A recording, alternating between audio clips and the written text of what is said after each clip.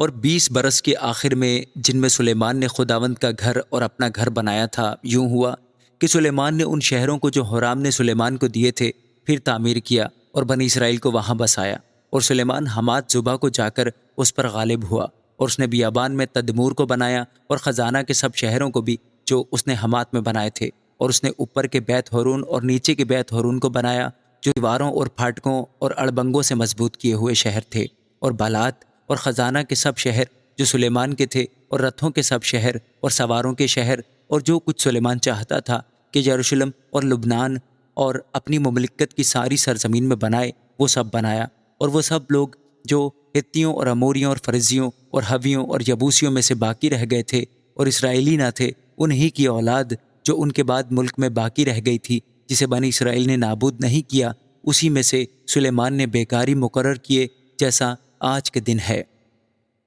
پر سلیمان نے اپنے کام کے لیے بنی اسرائیل میں سے کسی کو غلام نہ بنایا، بلکہ وہ جنگی مرد اور اس کے لشکروں کے سردار اور اس کے رتھوں اور سواروں پر حکمران تھے۔ اور سلیمان بادشاہ کے خاص منصبدار جو لوگوں پر حکومت کرتے تھے 250 تھے۔ اور سلیمان فرعون کی بیٹی کو داؤد کے شہر سے اس گھر میں جو اس کے لیے بنایا تھا لے آیا، کیونکہ اس نے کہا کہ میری بیوی اسرائیل کے بادشاہ داؤد کے گھر میں نہیں رہے گی، کیونکہ وہ مقام مقدس ہیں جن میں خداوند کا صندوق آ گیا ہے۔ تب سلیمان خداوند کے اس مذبح پر جس کو اس نے اسارے کے سامنے بنایا تھا سوختنی قربانیاں چڑھانے لگا۔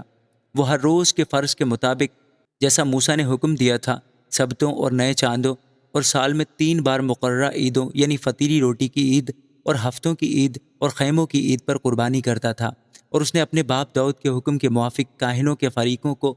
ہر روز کے فرض کے مطابق ان کے کام پر اور لاویوں کو ان کی خدمت پر مقرر کیا، تاکہ وہ کاہنوں کے روبرو حمد اور خدمت کریں، اور دربانوں کو بھی ان کے فریقوں کے مطابق ہر پھاٹک پر مقرر کیا، کیونکہ مرد خدا داؤد نے ایسا ہی حکم دیا تھا۔